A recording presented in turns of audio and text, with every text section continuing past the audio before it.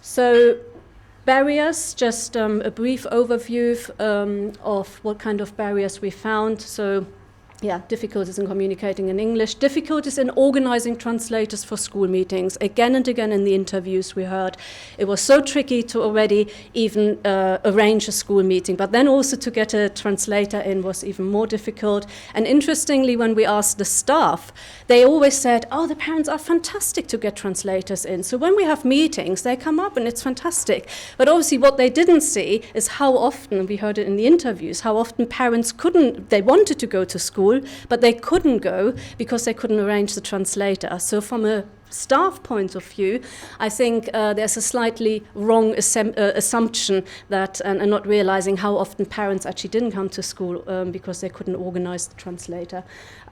So there was, lack of understanding the working of the English school system, as I said before, low levels of confidence amongst those especially those who have been for longer already at the school. We found there pockets of lack of knowledge and low confidence, and the difficult employment situations. And I guess the east of England, possibly some of you are aware, they are mainly the parents and the students we interviewed, as Michael said earlier, were especially from Lithuania, Latvia and Poland.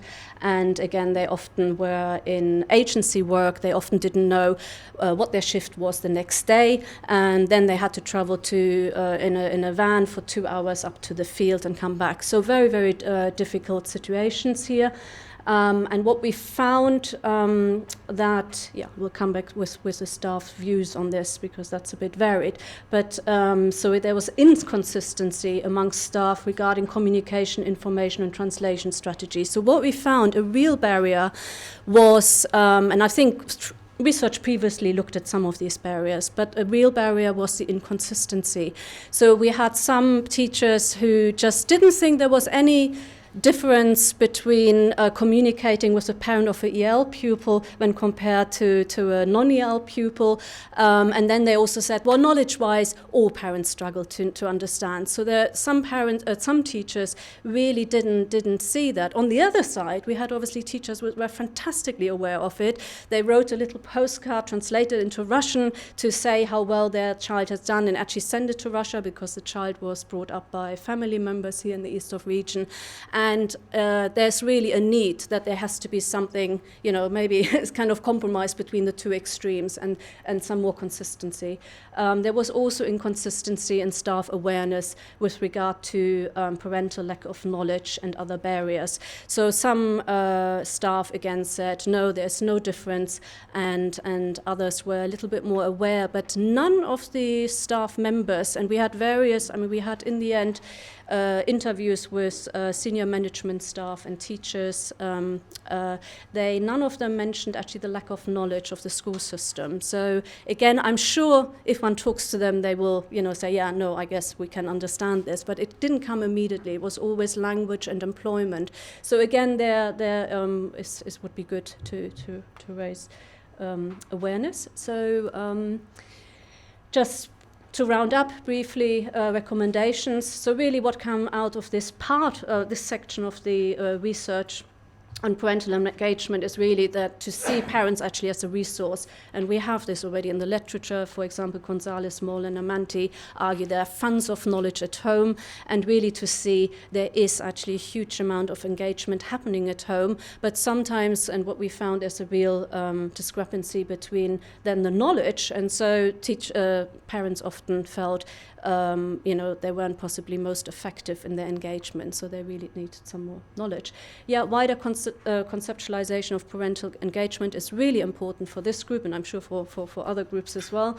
Ensuring that all parents understand the school system, then more effective, consistent and targeted communication, information and translation strategies are needed. And we're all aware, especially with translations, that this in the moment with all the funding cuts, and so it's a huge thing to ask for. And interestingly, in the interviews, parents often were aware, and they also said, "Oh, we are aware here over 40 languages spoken at the school. We are aware that we can't get translations for everything, but again, one has to think how one via parent networks or bilingual services, how one can actually really help there, and using using technology to facilitate homeschool and school communication. So we, for example, produce podcasts in Lithuanian and Polish for the 2 schools on the GCSE system, and parents found this really helpful. And we also, in the podcast, compared the English system to the Lithuanian and the Polish system. So the parents felt actually,